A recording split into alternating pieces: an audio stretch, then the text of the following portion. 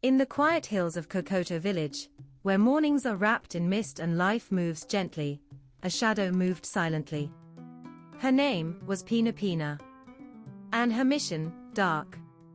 She came dressed in lace and lies. A slick smile. A pocket full of promises. And a plan to trap her next victim.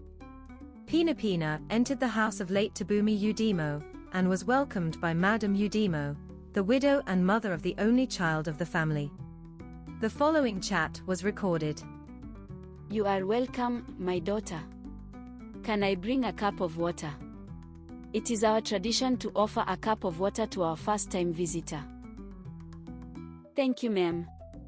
I am really thirsty and a cup of water would do. I am a government training consultant sent here to recruit young girls like your daughter for job training. You have a very bright and beautiful daughter here, Madame Udemo. And I like her. Let me take her to the city. The government will train her for 6 months and assist her to establish her business. She will be sending money home in no time. What kind of training would you give to my daughter? This depends on the profession she likes. Can we call her and hear from her? Of course. Telina. Telina. Come here and tell our visitor what profession you like. Thank you, madam, for this opportunity. I like catering and want to be trained in both local and international delicacies. Oh. That is great. I am a professional caterer and you will be on the right hands. Catering is the most lucrative business all over the world. Without much ado, Pina-Pina and Madame Udemo agreed that Telina goes to the city with Pina-Pina. Madame Udemo finally pleaded with Pina-Pina in these words.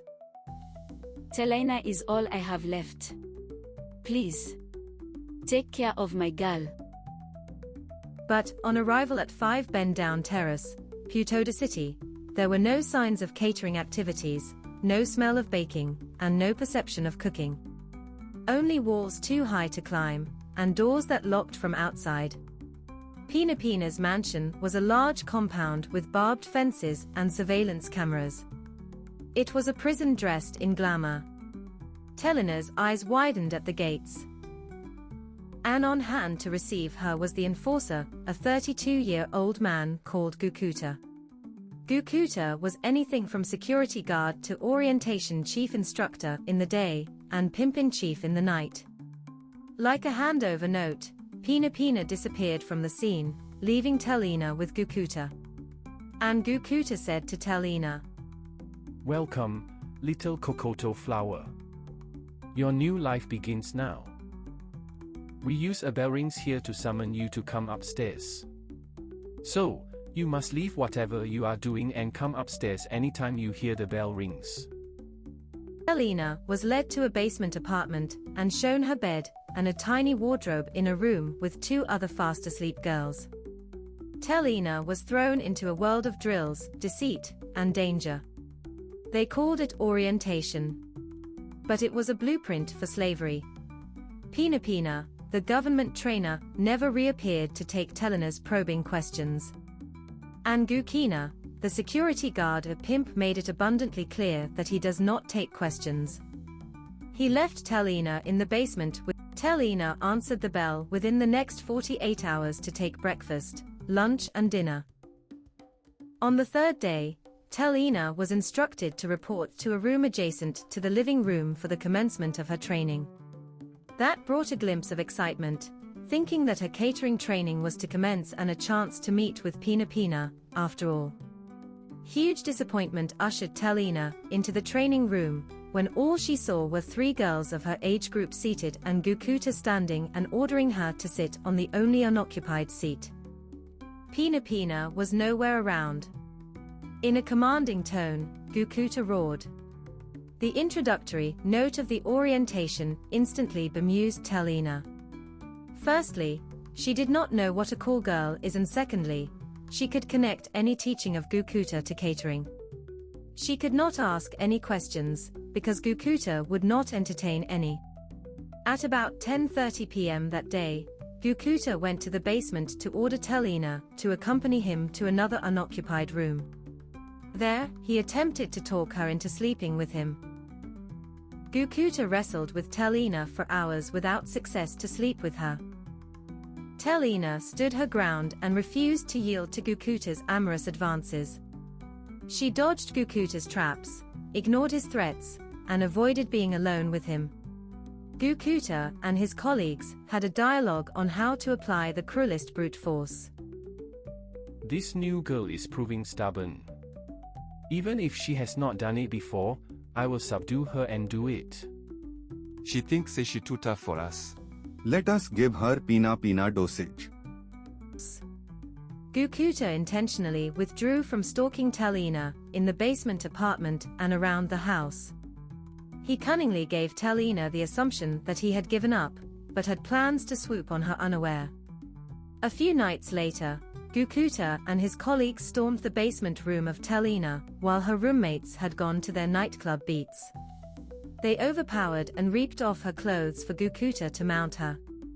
But what they didn't know was, Telina had a defensive mechanism. Back in Kokoto, she was skilled in swimming and could hold her breath underwater for over 30 minutes. A trick from countless swims in the village river. As Gukuta moves closer, Telina closes her eyes, holds her breath, and lies still. Following is the dialogue between the wicked attempted rapists. She is not breathing. She is not breathing. Could she have passed? Let us watch her for some time. The trio instantly withdrew from her with fears, wondering what may have happened to her. Gukuta muttered, "She's not breathing. Bro, I think she's dead." He got his mobile phone, called Pina-Pina, and they dialogued as follows. Hello, ma'am. There is a serious problem here. We tried to orientate the new recruit and gave her Pina-Pina dosage as usual. But she stopped breathing. Check her again and see if she is moving. Do that now and let me know. I'm afraid she has passed away. Okay. Do not panic. Do the usual. But take her very far away. Dump her. Before the next morning. About the wee hours of the dawn of the next day, the trio carried Telina to a bush path and dumped her. She remained there for some minutes, and after checking that her attackers had fled the area, she rose to her feet and ran away. Telina met an old hunter on the bush path and narrated her ordeal. The hunter took her to his family at a village on the outskirts of Putoda city. The hunter introduced Telina to his wife and children, and they were all sympathetic after hearing about her experience in the hands of Pina-Pina and her pimps. About a week later, Telina was led to the palace of King Pojitudi, the king of Putoda Kingdom, to narrate her ordeal in the hands of Pina-Pina and her pimps, operating in Putoda city. King Pojitudi ordered his wife, Queen Lolori, to take Telina and interview her for a job in the palace. Here is an excerpt of the interview. You are safe now. Here, no one will harm you. Will you like to work here in the palace? Thank you, ma'am. Queen Lalaurie, you will learn to address me so, from henceforth. Yes. Queen Lalaurie. I will love to work in the palace. Good. Then, you shall serve me as a palace maid from today. The head of the maidens will show you everything. Congratulations.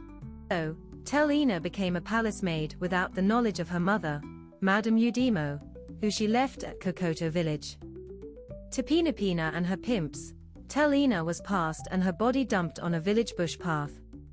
Like a cat with 9 lives, Telina was living her second life in the palace of the most powerful kings in that part of the globe. What becomes Telina in her second life? Part 2 of this story has the answer for you. Hope you enjoyed another story from Springwell's Tales. This story resonates with the true life experience of some individuals. Tune in for the conclusion of this story next week. Like, share, comment, and subscribe. Goodbye till we come your way again.